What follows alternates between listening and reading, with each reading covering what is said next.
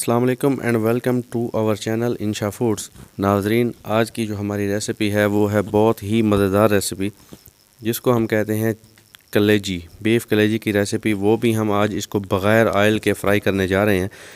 ये वीडियो आपने बिल्कुल स्किप नहीं करनी, इस वीडियो को आपने पूरा देखना है। तो आइए चलते हैं रेसिपी की तरफ। सबसे पहले हम ले लेंगे बीफ की चर्बी। ऑयल को हम यूज़ नहीं करेंगे, आज हम चर्बी को यूज़ करने वाले हैं। सबसे पहले चर्बी लेंगे, इसको हम बिल्कुल छोटे छोटे पीसेस में आराम से काट लेंगे। छोटे छोटे बिल्कुल इसके पीसेस काटने के बाद उसके बाद हम लेने वाले हैं बीफ का दिल। दिल को बिल्कुल छोटे छोटे टुकड़ों में काट लेने के बाद इसको हम एक प्लेट में ले लेंगे। इसको प्लेट में डाल लेने के बाद हमने अब कलेजी को काटना है। तो सबसे पहले बीफ की कलेजी ले लेंगे। इस पर एक पर्दा सा चढ़ा होता है, तो सबसे पहले हाथ की मदद से ईज़िली पर्दे को उतार लेंगे। पर्दे को उतार लेने के बाद इस कलेजी को भी हम छोटे छोटे टुकड़ों में काटने वाले हैं। तो सबसे पहले हम आसानी से पर्दा उतारने के बाद इस कलेजी के छोटे छोटे टुकड़े कर लेंगे। इन टुकड़ों को मज़ीद छोटे टुकड़ों में काट लेने के बाद इसको भी हम एक प्लेट में ले लेंगे। कलेजी के छोटे छोटे टुकड़े बिल्कुल तैयार हो चुके हैं।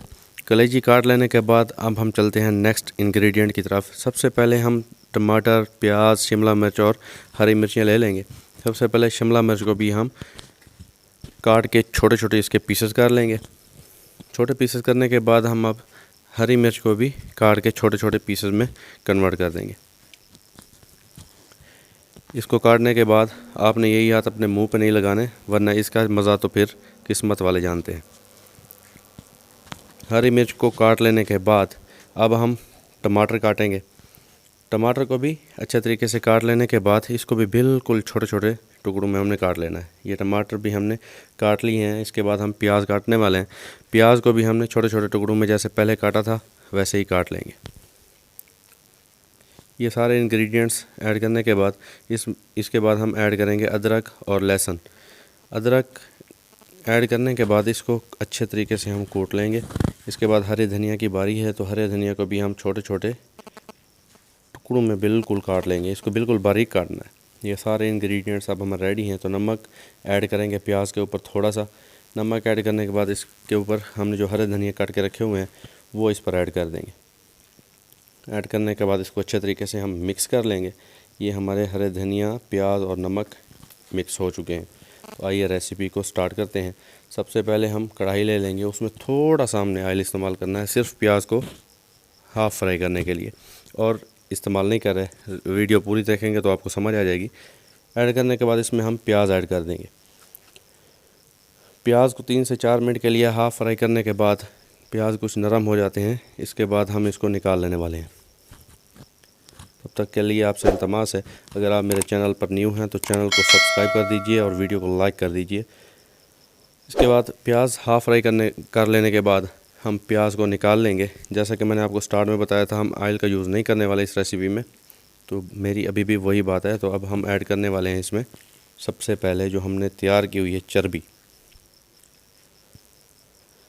चर्बी को इसमें ऐड कर देंगे और 3 से 4 मिनट के लिए इसमें चम्मच हिलाएंगे ताकि ये चर्बी पिघल जाए और ये थोड़ा घी की शक्ल में आ जाती है। आपको पता होगा कि चर्बी पिघलने के बाद इसका जो ऑर्गेनिक घी है वो बन जाता है। तो जब चर्बी का घी निकल आए तो उसमें हम ऐड कर देंगे दिल, जो हमने बिल्कुल बारीक टुकड़ों में काटा हुआ है। वो दिल इसमें ऐड करने के बाद उसको 5 से 6 मिनट के लिए अच्छे तरीके से फ्राई कर लेंगे। जब तक ये हाफ़ फ्राई होगा, इसमें हम ऐड करने वाले हैं कलेजी। अच्छे तरीके से फ्राई कर लेने के बाद अब हम इसमें ऐड कर देंगे बीफ कलेजी, जो कि वो भी हमने बहुत ही छोटे टुकड़ों में काटी हुई। कलेजी को ऐड करने के बाद इसको भी हम अच्छे तरीके से इसमें फ्राई कर लेंगे। जब तक कलेजी अपना कलर चेंज नहीं कर जाती तब तक इसको चम्मच हिलाते रहेंगे और फ्राई करते रहेंगे। इसके बाद तकरीबन 5 से 6 मिनट के लिए ढक्कन दे के इसको बंद कर लेंगे ताकि कलेजी, दिल इसमें अच्छे तरीके से जो है ना वो पक जाए। इसके बाद हम अपने मसाले इसमें स्पाइसेस ऐड करेंगे। सबसे पहले इसमें 1 चम्मच हमने नमक ऐड करना है। नमक ऐड करने के बाद इसमें आधी चम्मच हमने हल्दी पाउडर ऐड करना है। इसके बाद इसको अच्छे तरीके से हम मिक्स करेंगे।